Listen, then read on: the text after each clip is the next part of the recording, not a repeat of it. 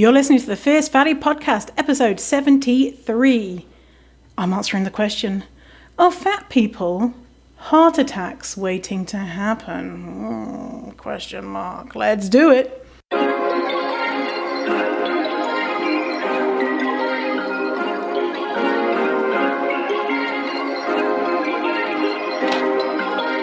Perfect.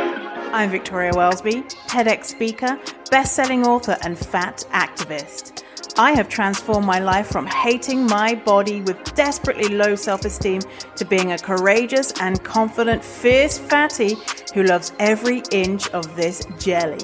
Society teaches us living in a fat body is bad, but what if we spent less time, money, and energy on the pursuit of thinness and instead focused on the things that actually matter, like if pineapple on pizza should be outlawed, or if the mullet was the greatest haircut of the 20th century. So, how do you stop negative beliefs about your fat body controlling your life? It's the Fierce Fatty Podcast. Let's begin.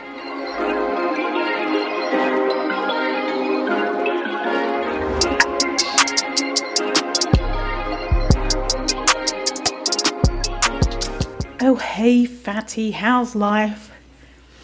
I'm feeling good. My sister just sent me a video. There's this thing going around on the TikTok, which is that men,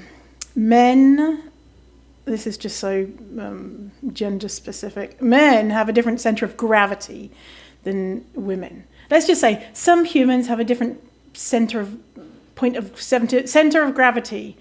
And there's this thing where you go on your hands and knees, and then you put your arms behind your back, and some humans will fall forward, and some humans, mostly people who identify as women, do not fall forward. And I saw this on TikTok, and I sent it to her saying, you try this with your partner, and they just sent me a video of them doing it, and he fell on his face. So that was entertaining for me. Hey, listen, y'all, why didn't you tell me that my haircut was fucking jacked? That it was wonky as fuck. Well, to be fair, the podcast was delayed because of technical issues, and so those episodes haven't come out, so you didn't see my hair. And so I went and got my hair cut, right? In Ireland, I would go to this place, and it was great, and it would cost me for my hair to be trimmed €12. And 12 or 15, anyway, I'd round it up to 20. And so there are places in Ireland where you can pay a lot of money, and I went to a couple of those too, but generally speaking, you could go into a nice salon and get your hair cut for an okay price. So €20, that's probably, let's see what it is in US dollars. €20 to USD. Oh, $24. Wow. So anyway, in Canada, I don't know if it's in the States, haircuts are so fucking expensive. It gets on my tits. And of course, hairdressers are super skilled and they deserve all of the money. But I'm trying out a different thing where, because I've got short hair and it's not like I've got a lot of hair. And so I'm trying to find places which are more reasonably priced. And so anyway, moved to this new place, saw this hairdressers, went in and got my hair bleached and cut, and everything seemed fine, great, wonderful. Cost $80, and then I did $20 tip, so it was like $100 and something, whatever.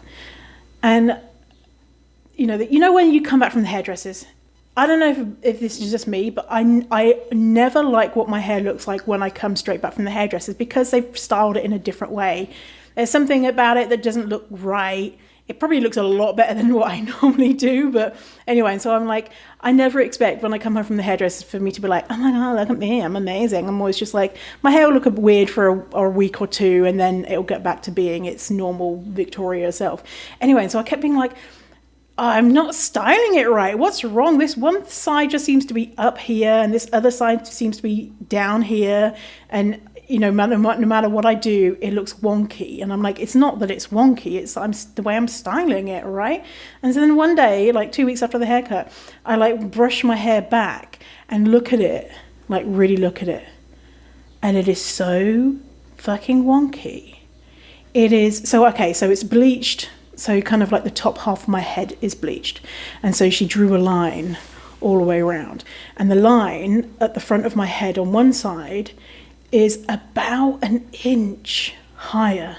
And when I say an inch, I've got very short hair, right? And so that's a big difference considering I've probably got 5 inches of hair, 5 inches of, my head, scalp, and my hair is probably, 2 inches long maybe. And so, so the line on one side is like about 2 inches higher, which, whatever. When my hair is down, it hides it, so you can't see it, but still, this is contributing to wonkiness. But that's not the thing. The thing is, like, one side of my hair was touching my ear, and the other side was probably an inch or maybe even an inch and a half, maybe even 2 inches higher. And it was when I started comparing it, and I was like, what the fuck? Who? What? What? Who? How is this possible? I've never checked my hair before to see if it's even. You can basically see it's even. And anyway, I put pictures on Facebook. It's on Instagram rather. It's wild. One side of my hair was down where my eyebrow is. The other side was all the way up. You have your widow's peak. I do anyway. It was all the way up the other side, like a clear. I don't know what angles it is. Let's say 45-degree angle. I don't know what that is, but it's I'd say it was a 45-degree angle. Thinking about what that would look like, So this is one thing I like, is I like getting into these types of situations where I can think, what would Victoria in the past do versus what would Victoria now do? Victoria, who is now confident. Victoria in the past would be like, oh, don't worry about it, it's fine. I mean, who needs straight hair? I would no way go back to the hairdressers. I might try and cut it myself, and then cut it myself, fuck it up, go to a totally different hairdresser, have to pay for a brand new haircut, and be like, if I ever saw the hairdresser on the street, I'd be like, oh, that was the greatest haircut ever, people pleasing. Victoria now, I went back to the hairdressers and said, oh, hey, my hair's wonky, can you fix it? And they fixed it. It was weird though. I went in and I was like, oh, my hair's wonky, and they're just like, oh, you're so beautiful. And I was just like, are you telling, in my head I was thinking, are you telling me I'm beautiful because you fucked up? And they were just, your hair looks so good. I'm like, okay, well, can you fix it though, it's wonky. And so she started looking at my hair, and she's like, oh, looked at the back of my hair, because she did a line of bleach, right? And she's like, oh, I'm gonna dye the back of your hair here some bits brown. I'm thinking, she's probably fucked up the bleach at the back, but I haven't noticed it. And so she dyed some backs of my hair brown, and I'm like, okay, whatever, you do your thing. And then they washed my hair out. Unbeknownst to me, the whole time they'd put just like a tiny towel around my neck. The whole back of my back was totally soaked, and so when I sat up, I was like, yep, my back is wet, completely wet. And so they had to get a hairdryer and dry my clothes. And then the original hairdresser came back and was like, didn't style my hair, put the blow dryer through it a little bit, but it was still wet. And she's like, okay, thanks, you're done. I was like, oh, okay. It's so it was so funny. I was just like, what is this? And I only lived a couple of blocks away, so I didn't really mind that my hair was a bit wet, but it was just funny. So I won't go back there again. A lot of people on Instagram was like, don't let that and first stylist do your hair again, and whatever, people, I think, give them the chance to fix, if they fuck up. If I fuck up, I'd like it if someone gave me a chance to fix it versus, being like, you fucked up once, see you later, loser.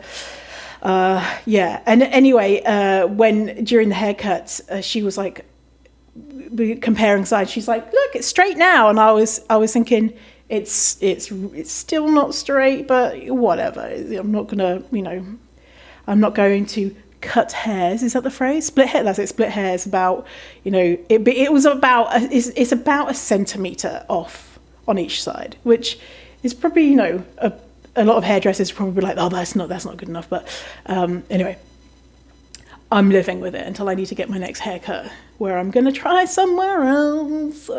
Yeah, so if you notice in that last 2 podcasts, see if you can spot the wonky hair. You might just think it's the styling of it. Probably, because that is what I thought when I looked at myself in the mirror. So today, in this episode, we are talking about health. So trigger warning, content warning, if you are not feeling up to hearing stuff about health and weight and death due to weight stigma at the doctors, then skip this episode. I'll warn you when the weight stuff, the death stuff is coming. So if you want to listen up into that bit before I start talking about the people dying at the doctors because of the doctors, then I'll warn you again. So so trigger warning there. Also trigger warning if you don't want to hear ways you can be healthy. They might be triggering for you. So just a word of warning there. If you don't want to hear things that are health promoting, then skip this episode. The reason why I'm talking about this is because I got a message. I got a question from Louise. If you want to submit a question to the show, go to the show notes, fiercefatty.com/073, or if you can't remember the episode number or whatever, it's always at fiercefatty.com/podcast. Okay, so let's read this from Louise. Hi, Victoria. Just caught up on the podcast, and as usual, thanks so much for providing useful, relevant, helpful, and hilarious content. Your podcast is one of my top tools for doing this work. Thank you, Louise. Continuing. I would really love to hear you at some point do a deep dive into the actual experience of living in a larger body. It's one thing I feel quite isolated about. I'm making good progress on loving my body. I'm not really thinking so much of how it looks or what other people think. I'm thinking of practical worries like, will I fit into chairs at the theatre, restaurants, etc. Plus this feeling that I'm walking time bomb. It's so hard, especially as I get older, to fight against the constant messages that fat people are basically just heart attacks waiting to happen. That I could have a stroke any minute. That I am almost certain to get cancer because I am fat, etc. The evidence is so confusing and it's easy to go into panic mode even though we know dieting isn't going to work anyway. I would love to hear your take on this. Thank you so much for reading. Kiss, kiss, kiss. That's one thing I miss about British. I'm guessing Louise is British because she's put kiss, kiss, kiss as a matter of course when sending messages to anyone, putting kisses on it, even in the workplace. I remember emailing people all the time, putting kisses on the messages. Oh, hey, Steve, did you get that report done? Kiss, kiss. Now it seems so weird to me, when you are in a professional setting, but when it's like to someone, like this, then, it makes sense. But I like it, right? And it would be a really good code for how much someone likes you. So whenever you're dating a guy in the UK, if you're you're playing it cool, you probably give him one kiss at the end of a text message. If you were mad, no kisses. And everyone would be doing this. This wouldn't just be a woman thing. Guys would be doing this. If you're really excited, or you're really horny, or you're in love with them, then it'd be 7 kisses, shit like that. And then maybe they're capital kisses versus lowercase kisses. And then certain people have a certain kiss signature that they always do. And that's how you solve their murder, because they didn't send that message because they didn't do a uppercase, lowercase kiss, smiley face. Anyway, we're not talking about the kisses at the end of the message in this thing. I like the kisses, but that's not what we're talking about. So I'm going to really go into the second part of this, which is the Are we a ticking time bomb? Are we going to die within the next 10 minutes because we're fat? Yeah, that's what we're talking about. So as Louise said in this message, and what we've done a lot in this podcast is talking about how it's well established that there's very little chance that we can become thin. And so we can't become thin. We know that's very well established. Even some diet companies, this is getting on my tits, diet companies being like, diets don't work, so do our new eating plan because it's not a diet. It's a fucking diet. If you see a diet company saying this is not a diet, this is a lifestyle change, it's a fucking diet. Anyway, so we know that dieting doesn't work. There's very little chance that we can become thin, and if we can become thin, at what cost? So what do? Do we just accept what society tells us, that we're about to spontaneously combust from fatness at any second? Should we just go ahead and die now and stop being such a burden to society? What do we do here? Do we just sit and worry and be like, oh my God, what is going to happen with my health? I'm fat. I can't not be fat. And, everyone knows that fat people are unhealthy. So first things first. I want you to get into your head a sentence. Correlation does not equal causation. Okay? This is what I'm talking about. Being in a fat body can be correlated with certain unwanted health outcomes. Note that word, correlated. Correlation is not causation. So Reagan Chastain uses this great example. I'm going to link to a blog post where she goes in depth on this example of what this means. An example that Reagan Chastain talks about is that bald men have a higher chance of having a heart attack, and it's very well established the correlation between bald men and incidences of heart attack. Okay, there's a strong correlation there. So, if we assume that correlation is causation, the lack of hair on men's heads or humans' heads is what is causing cancer, well, then the solution would be wear a wig, grow your hair, get some plugs. Those things where they take hair out of one place and put it on your head, plug it into your head. Done. Hey presto, not getting cancer anymore. But that's not how it works, because it is correlated and it is not the cause. Sometimes it can be the cause, but in this example, it's not. So what scientists did is they looked at, okay, right, so we know that, telling bald men to just work really hard and grow their hair is probably not going to help them to not get cancer.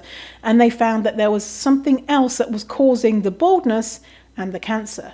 And now we can treat that and work around that versus, not that this has ever happened, telling bald people, just wear a toupee, it's going to stop you getting cancer. Because that's silly, right? We can see that's silly.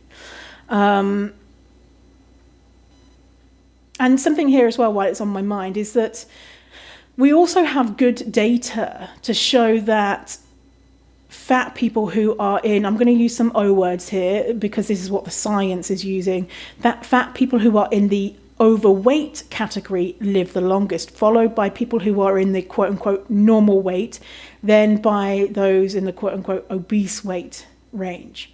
And so we say, okay, we've got some health outcomes that are correlated with fatness, but then some evidence to show that fat people live longer, evidence to show that if you're fat as an older person, then you are way more robust and able to deal with illnesses, etc., will live longer.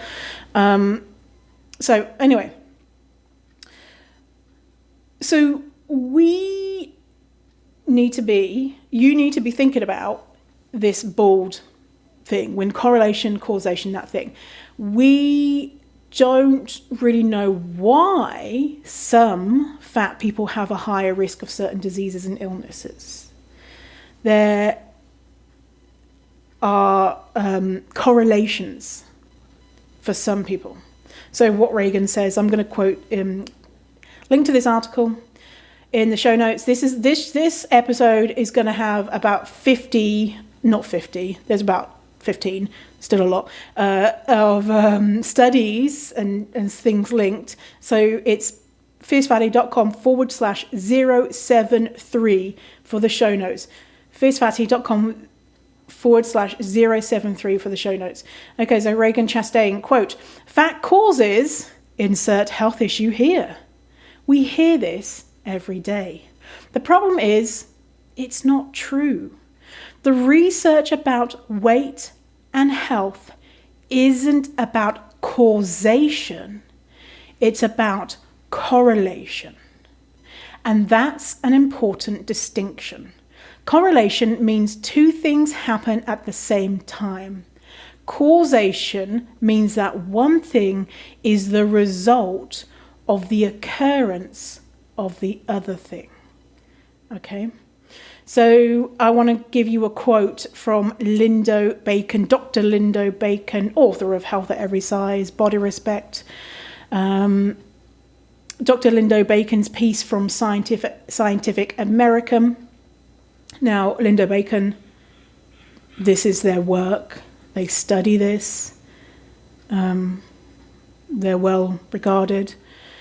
Okay, so I'm going to say the O words, quote unquote, obesity is the biggest threat to the health of our nation, proclaims the chief of epidemiology at a major medical school on the Scientific American observation blogs. So Lindo's not saying that. Some other fella is saying it. So this all too common suggestion does far greater damage to public health than fat tissue itself. When the focus is on weight and body size, it's not, quote unquote, obesity that damages people.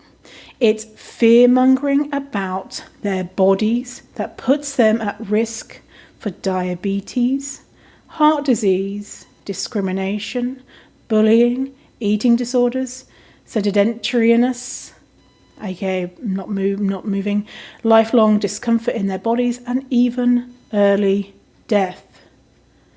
Okay, so where I'm going is with this is that we don't know why some fat bodies have a higher risk of certain things. What we do know is that we have a lot of evidence to suggest why that could be.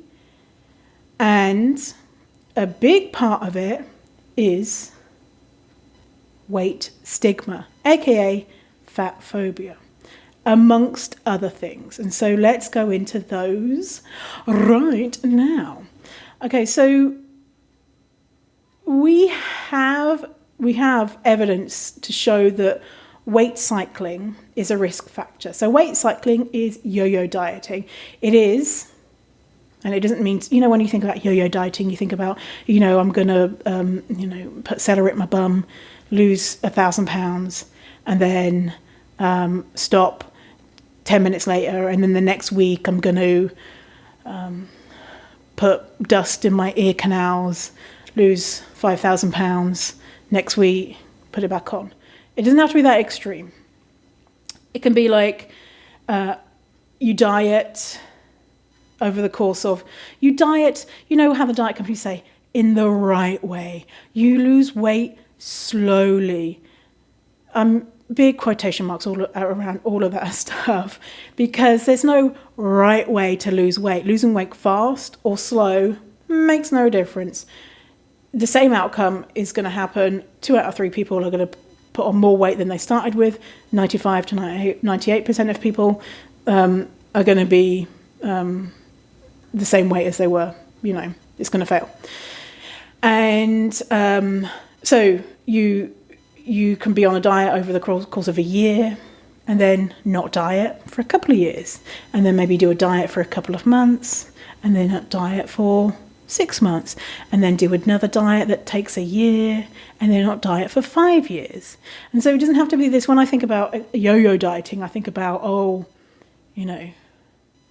really, I think when I would hear that, I would think, extreme, like, but I'm not a yo-yo dieter because, I did a diet a couple of years ago and then now I'm doing another diet now. That's yo-yo dieting. And it's not your fault, if you've engaged in that behaviour. Like, why the fuck would you not engage in that behaviour? Because we are lied to saying diets work, and that if diets don't work, then it's your fault. Just keep trying, blah, blah, blah. So it's a normal thing for people to be weight cycling. So yo-yo dieting, aka weight cycling, is not good for us. To the extent where someone who is fat and who has never dieted has better health outcomes than someone who is smaller and has yo-yo dieted. So Dr. Linda Bacon and Dr. Lucy Aphramore, in their study around health at every size, again, link in the show notes, says, quote, weight cycling results in increased inflammation, which is in turn is known to increase risk for many, quote unquote, obesity-associated diseases. So weight cycling, it can also cause all of the things that higher bodies, all of the negative health outcomes that higher bodies are associated with, like cardiovascular events and higher mortality. And so it could be that fat people are dieting.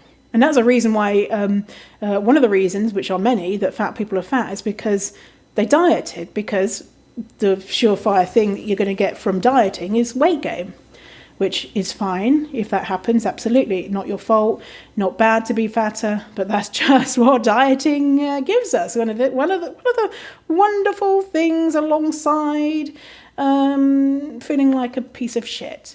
So we also know that shame and stigma is a big factor in health outcomes. So oppressed groups generally have poorer health outcomes.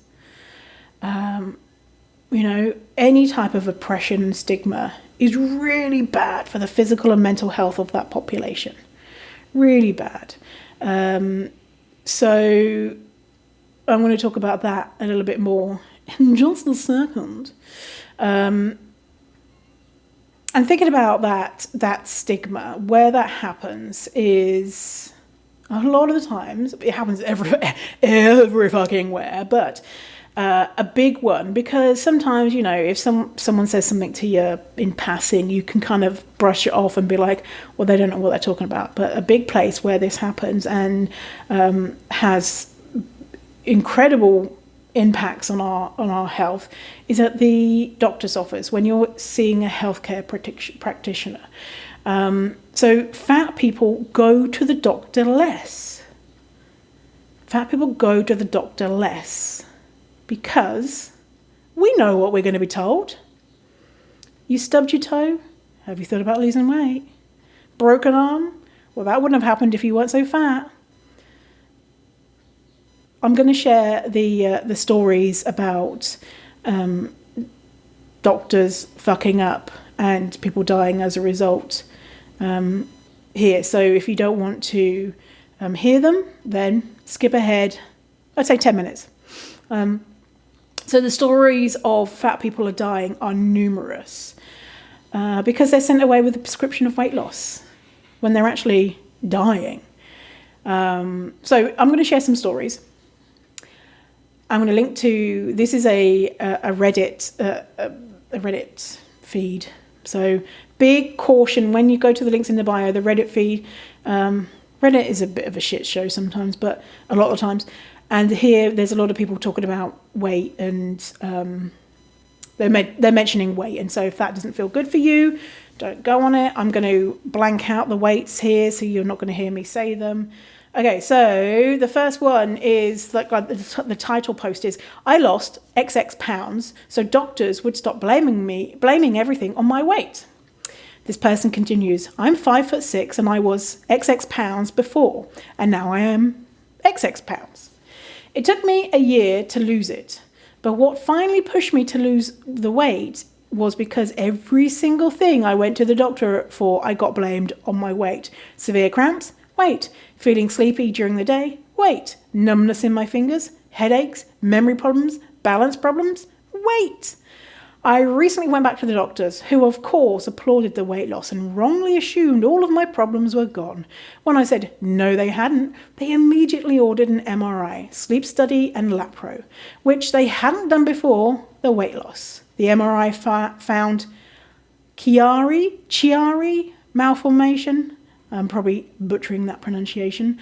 The sleep study physical found that I have an oversized uvula. Uvula is that dangly thing that swings at the back of your throat that people think is the tonsils.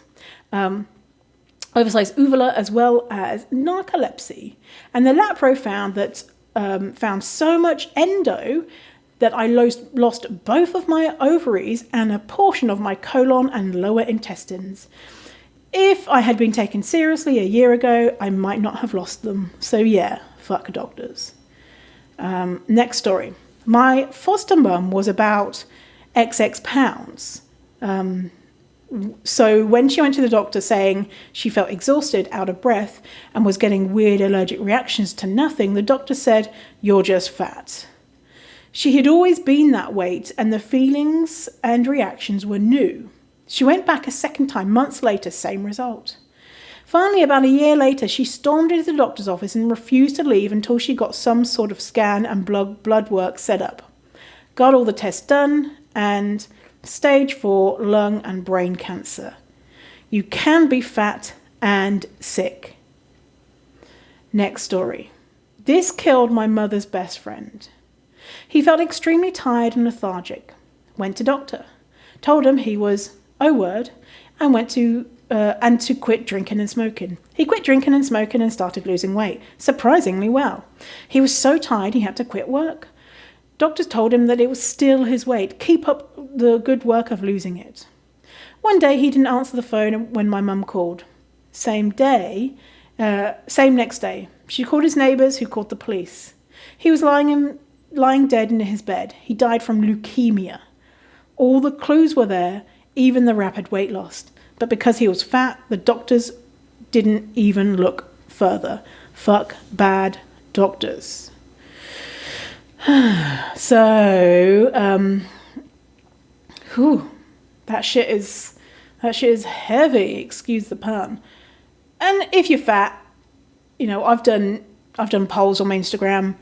Have you experienced weight stigma at the doctors? And it's always, 90% of people say yes.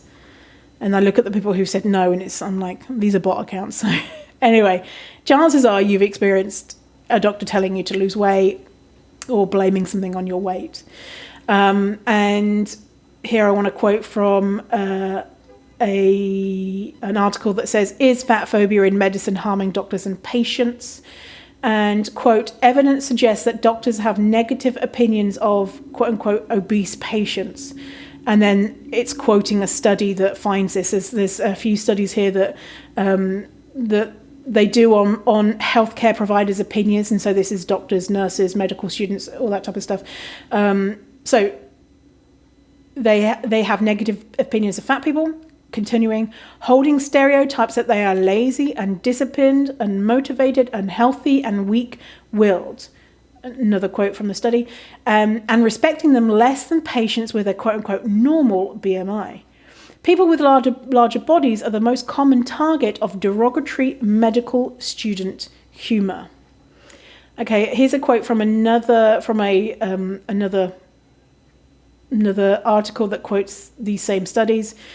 Due to these negative beliefs, providers may spend less time with patients with quote-unquote obesity, engage in less, quote, patient-centered communication, e.g. less rapport building, and are more reluctant to perform certain screenings or discuss health with patients.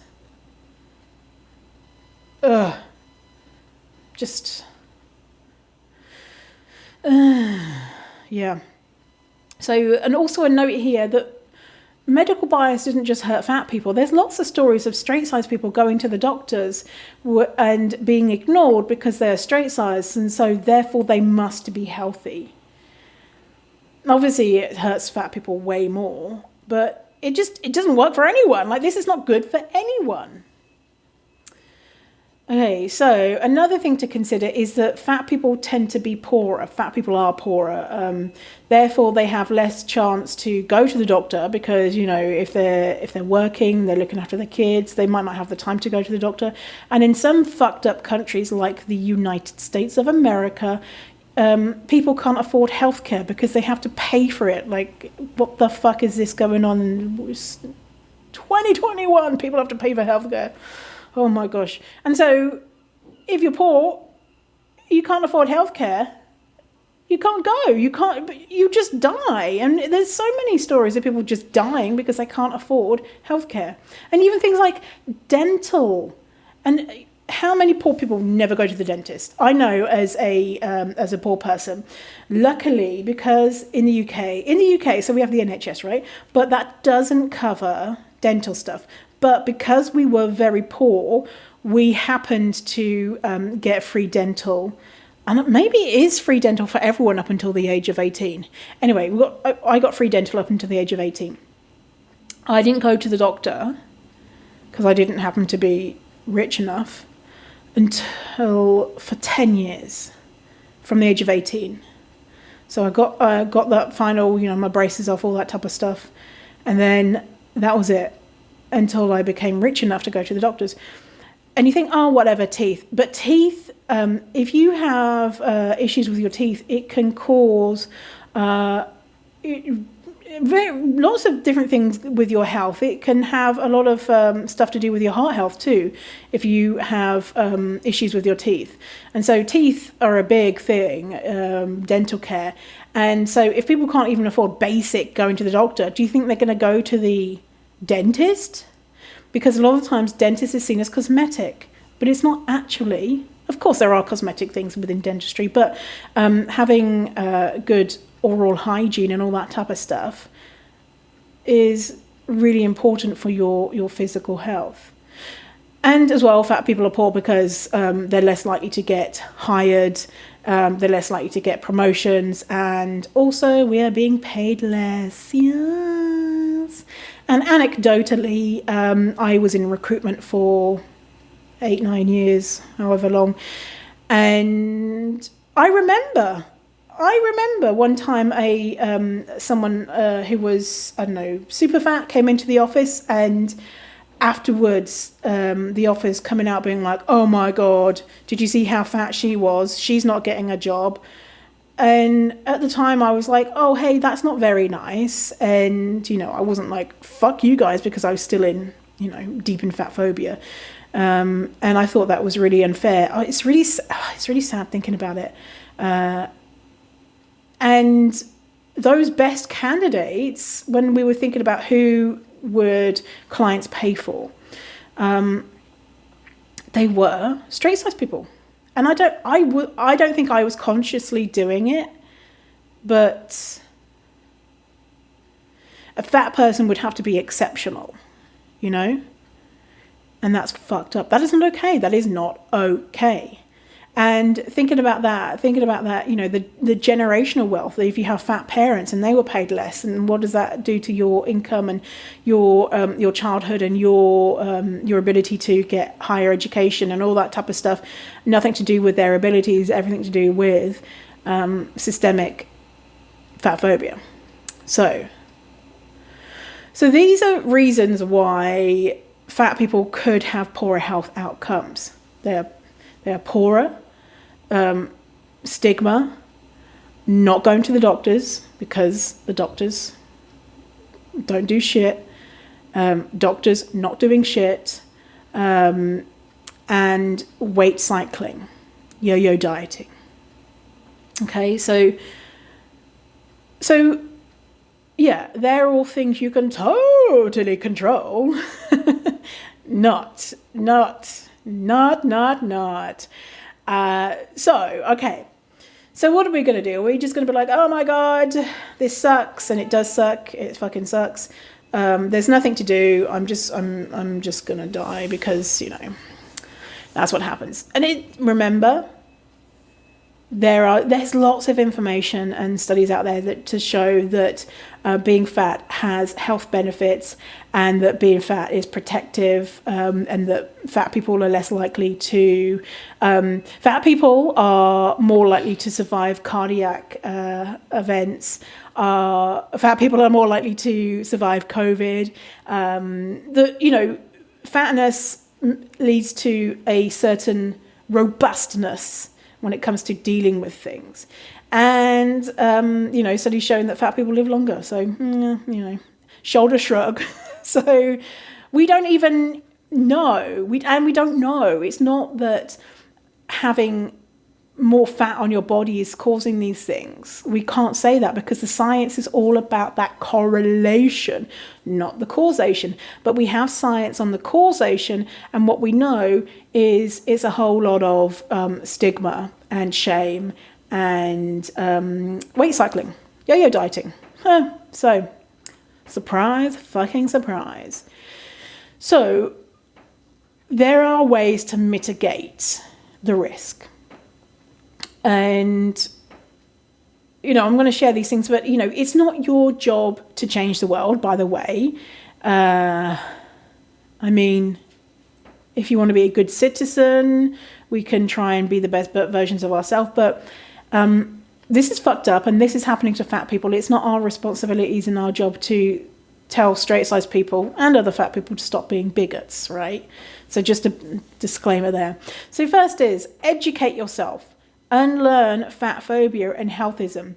If you know more about fatphobia and healthism, then you're going to be more armed to when you see the big headlines of, fat people are in the streets eating babies, then you can be like, is that a sensationalized headline? Do you think that that's based in science, or is that attention grabbing? Instead of internalizing it and being like, oh yeah, maybe I should, I don't want to eat babies. Maybe I should stop being so fat. If I wasn't so fat, then I wouldn't want to eat babies, even though I don't currently want to eat babies. Oh my God. And healthism as well. Like all this moralizing of, fat people are unhealthy, therefore they're a drain on society. They are a bad person. I remember having that healthism, that disgust of people who what I perceived didn't want to pursue health, aka get thin. Because, one time I got thin and it was so easy, even though I then put on loads of weight. And understand that health is super complicated, and it's a social construct. Like, what is health? We don't know why, and we don't know a lot about why certain things happen, but we can take guesses. Your own health, you can take guesses like from your family history. That might be helpful. Your genetics, if you know about that stuff, that might be helpful, might not be.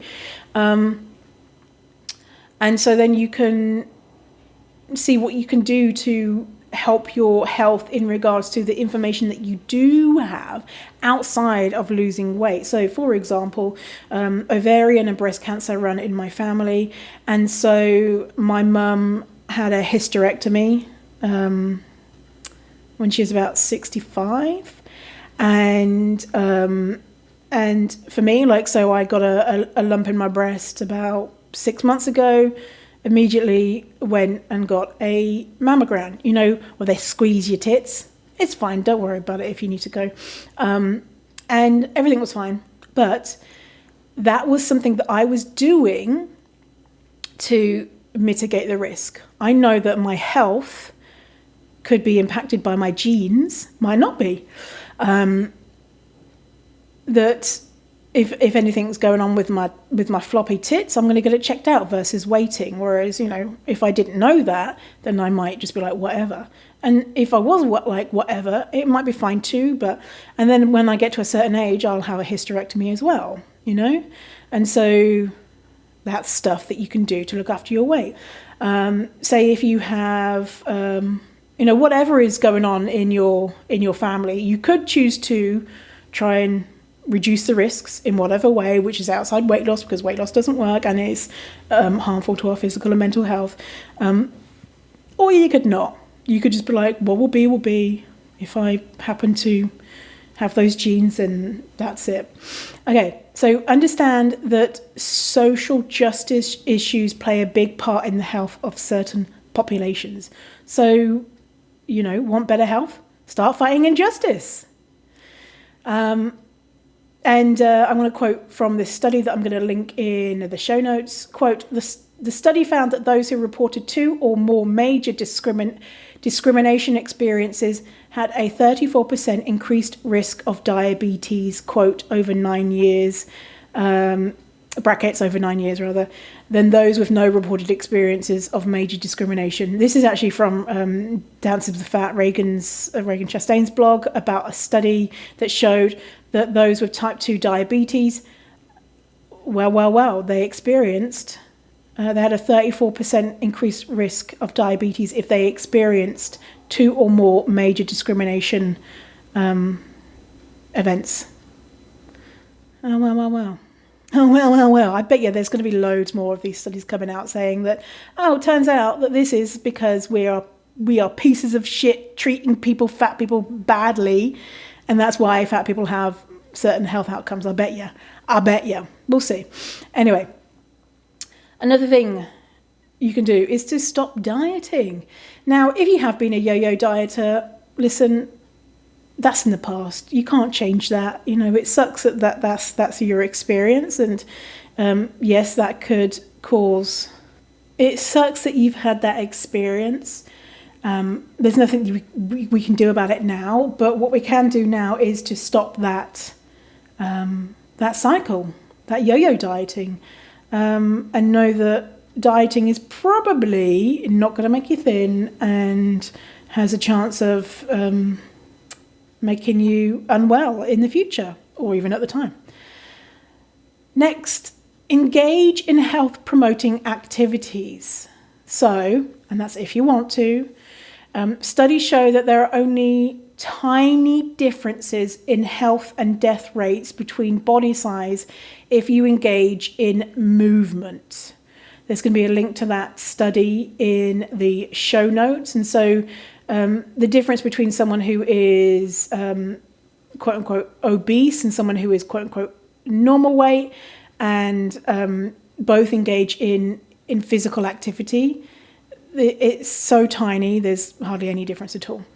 Another study shows that if you engage in healthy lifestyle habits, and here what they have said is healthy lifestyle habits is eating 5 or more fruits and vegetables a day, exercising regularly, consuming alcohol in moderation, and not smoking, then, quote from the study, healthy lifestyle habits are associated with a significant decrease in mortality regardless of baseline body mass index.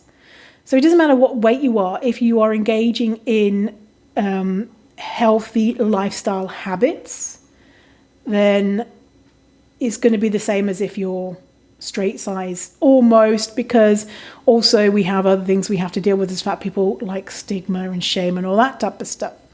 A big thing I want to say here is that if the thought of doing these activities, if the thought of having 5 fruits and vegetables a day is triggering in any way, please disregard that. If you are recovering from diet culture, if you are learning to be an intuitive eater, if you are recovering from disordered eating or a full-blown eating disorder, that advice may not be helpful and may actually be harmful, because it could be, leading you to not eat in a certain way or eating in a certain way or feeling like you have to eat 5 fruits and vegetables a day. What if you don't? Are you bad? Ignore that until you have a healed relationship with food. And then if you want to incorporate that into your life, go wild. If not, go wild. But please, that information, I don't want you to use that as a stick to beat yourself with if you are learning how to eat. And by the way, Most people in our society have some level of disordered eating, and so it can just add on to the shame. So if you're feeling that, if you're hearing that and you're feeling shame, if you're feeling guilt, if the next time you eat, you think, I don't have a vegetable or I don't have a fruit or whatever, please disregard it. It's not helpful for you right now. It might be helpful in the future when your relationship with food is in a better place or healed. Okay? Big caveat there. Next, look after your mental health. Sleep. Don't work so much. Be kind to yourself. If you're fat, go to the doctor and don't accept a prescription of weight loss. Tell them to make a note in your chart that they are refusing to run tests or treat you. Because if you tell them that to make a note in your chart that they are refusing to treat you because of your weight, then they are held liable if it comes out that, oh, turns out you had cancer or turns out you were dying. And they don't want to be held liable. So tell them to make a note of it in your chart. They are probably going to run those tests. If they don't, go to another doctor. I know we shouldn't have to do this. This is outrageous that we have to do this just to get medical care. But they're prescribing you something. If they do prescribe a diet, they're prescribing you something which has an almost 100% failure rate and 2 out of 3, 66% chance that it's going to make you fatter. I roll. Like, would they prescribe a drug, or anything else? Now, if they say, hey, have you considered movement, or have you considered increasing, the range of foods that you might eat, that might be the right thing. But prescribing weight loss is, it's not evidence-based, okay? So, because this is a social justice issue, recognize that you may not have much influence over this. But if you can, get more money. Ask for a pay rise. If you are a boss, pay fat people. Hire fat people. Now, how much influence you have over that is, if you are able to do that, to get more money, get more money. More money you have, chances are you are going to be able to afford to go to the doctor if you live in a fucked up country like the United States. Also, you don't owe health to anyone. So if health is not a focus for you, that is fine.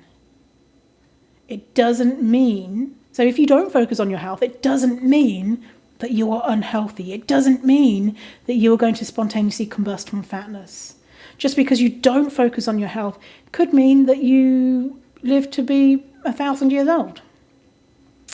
Now, we're still a very long way from being 1,000 years old, but it could be that not focusing on your health is the most healthy thing that you could do, because focusing on your health is very disordered for you, So let's summarize this whole thing. Are fat people heart attacks waiting to happen? So what we know is, 1, if you are fat, there is no reliable way to become thin or thinner. 2, so if we want to, we can engage in certain things to reduce any risks that might be correlated with being fat. 3, we must also understand that a lot of what makes up, quote unquote, health, because health is a social construct, is not in our control. This includes genetics, social justice issues, where you're born, your socio-economic status, the colour of your skin, your income, your support system, your level of education. and for the correlation that some fat people are going to have poorer health outcomes because they're fat can be attributed to stigma. So stigma and oppression from society, the lack of healthcare that fat people get, and that yo-yo dieting, weight cycling is a massive risk factor for all of the things that fatness is associated with. Okay? So remember those 4 things. So no, fat people are not, quote unquote, heart attacks waiting to happen. Yes, of course, there will be fat people who have heart attacks. Yes, there will be thin people that have heart attacks. Remember when, this is anecdotal, but remember when that trainer from The Biggest Loser had a heart attack, and everyone in the fat community was like, well. So, yeah. As you know, of course, we know that we're all going to die, and fat and thin people can be unhealthy and all that type of stuff.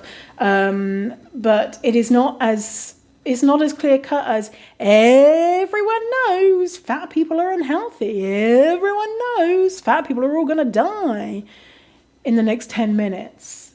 No. We don't have that evidence. The evidence we have is correlation, not causation. And we have evidence to show the causation are social issues. Yo-yo dieting, shame and stigma, fat people not being able to go to the doctor because of the shame, and not being able to afford to access our healthcare because we are paid less. Yes. Okay? So how are you feeling? You feeling better? You're feeling better? You're feeling better? I'm feeling better. But, but also feeling pissed off. So, if you want to be healthy, you can go and pursue those things. If you don't, then you don't. And if you want to do something like, stop smoking, then, in that study, something that I didn't mention is in that study, for everyone, about the healthy habits, the 5 healthy things like stopping drinking, reducing drinking, stopping smoking, moving your body, having fruits and vegetables, and there was another thing. What was it? Yeah, it was just the 4 things: eating 5 fruits and vegetables, exercising, less alcohol, and not smoking. What was I saying about this? Oh yeah, what I was saying about this is, if you just did one of those things, it shows that there is an a decrease in mortality, in death. So if you just said, okay, well, I'm not going to smoke, then there's like an uptick. If you say, I'm not going to smoke and I'm going to drink less, then there's an uptick.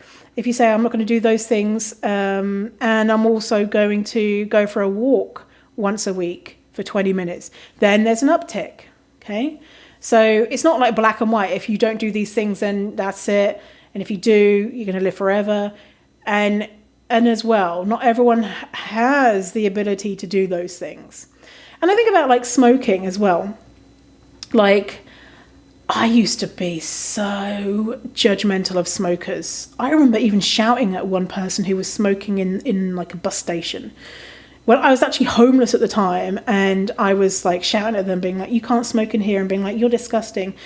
And really disdain for smokers, because I wanted to feel morally superior to someone else, because I didn't feel good about myself, and I saw it as a choice and all that type of stuff. And the way I see it now is with smoking gives that person something enjoyable, right? And that might be the only thing that they have in their life that is good, that can regulate their emotions, that brings them peace, that brings them comfort. And think about smoking, like that you're breathing in. And that breathing in, not obviously of the smoke, but breathing in really helps relax you, right? And so it makes sense that smoking feels good, and obviously there's, it causes death and all that type of stuff. But if in that moment your life is not great and smoking is one of the things that is helping you, and long term your goal is to find something which is better for your mental health, for your physical health, but smoking is what's keeping you going, like, who the fuck am I to judge? That might be the only thing in that person's day that has any little bit of happiness. What's the alternative for that person? So people are just trying to get by here. People are just trying to get by and survive another day. And so let's not judge them. And, we're all just trying to do the best for ourselves, and whatever that looks like. So, so stop judging yourself, and as a society, let's stop judging other people for what they do in their lives, because, it's not good for anyone, is it? It's not good for anyone. All right, well, I hope you have enjoyed this episode. Remember, there are a list of all sorts of things in the show notes. Let's have a look. 1, 2, 3, 4, 5, 6, 7, 8, 9, 10, 11, 12, 13, 14, 15. Links to different studies of all this stuff. So go and have a little looky. Oh, and the show notes thingamajig is fiercevalley.com/073 for episode 73. If you forget that number, /podcast. And thanks for hanging out with me today, and I'll see ya in the next episode. Stay fierce, fatty. In a while, alligator. Goodbye.